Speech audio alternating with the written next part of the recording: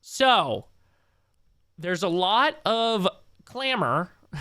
I don't know. I don't know if that's actually a word. Sorry to start this. I thought I rewinded this. There's a lot of talk going on in gaming right now because Expedition 33 lost its Indie Game Awards win for Game of the Year. Because there was a little bit of Gen AI in the game very early on a couple of posters. It was removed 5 days after. But I don't know the full extent of the Indie Game Awards rules. But I would imagine it's not like if the Gen AI is in your game. It's if it used AI at all. So I had to do a little research because people kept saying Blueprints was AI. So I was like, oh, is it really? Because like Blueprints is the game that the award went to. It was like, they removed Expedition 33 and then was like, this is actually the game of the year, indie game of the year. So I did a little research, and here is what I found out I wanted to share with you all.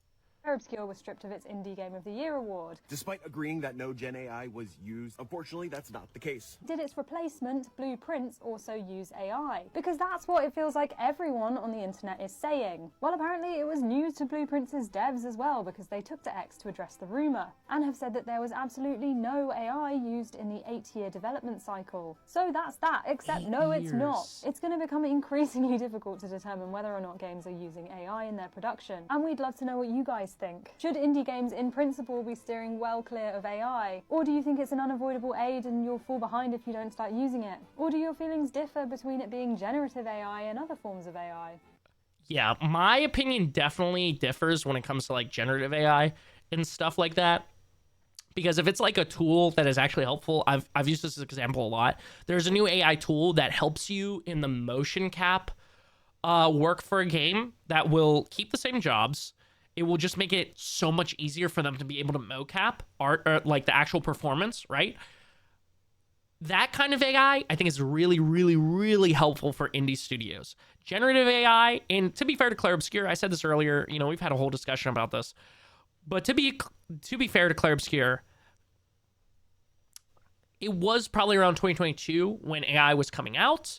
Actually, I have like two things here. When it was coming out, they were probably messing around, seeing how it would help the game. Probably already had the placeholders in place, found out about it later, how destructive generative AI is, and AI in general, right? And also, I'm totally blanking on what I was going to say. Yep, that's epic. Yeah, I don't think the way that Expedition 33 used AI was that big of a deal. I do understand this award removing their award, but I think it's going to get really, really dicey in the coming years to know which games actually use AI or which ones will try and hide it away. So the Indie Game Awards might want to look into and really think out what they mean by AI usage, because I think there will be a point. Oh, I just remembered. Unreal Engine 5 already uses AI inside of its software in some form, and also has tons of AI plugins too. So, that also goes into the Expedition 33 conversation. But I think they'll have to have a serious discussion for the Indie Game Awards on what really is like, okay, no AI in the game whatsoever. Okay, cool. I'm with that, right? But I think if it's any AI at all, especially, with all of these game builders like Unreal Engine 5 becoming more and more integrated with AI, you're going to have a serious conversation about it. Not that it's a good thing particularly, but what it means to use AI for the development of your game and if it will qualify for your award show. Because at a certain point in 5 years from now, even if AI isn't as incredible as everyone says, which I believe it's not as insane, there's still going to be some usage of it. So you're either going to get to a point where you're already a more niche game show, right? In comparison to like the Game Awards, which, totally makes sense. You're the Indie Game Awards, right? You're going to take yourself from already being niche to super niche, because probably a lot of smaller teams are going to end up using this to help them along the way. I'm not saying replace jobs. Okay. I've had this conversation so many times, but I'm not saying replace jobs or anything like that, but these people working in these industries will start to use this more and more to try and help with their workflow of things. So, good luck, Indie Game Awards. And I understand, big ups to Blueprints for an 8-year development cycle and being incredible. Since you played Soulframe, it has had me hyped for its release. Dude, fuck yeah, Charlie Perk. Muscle Mommy Hearts. Yeah.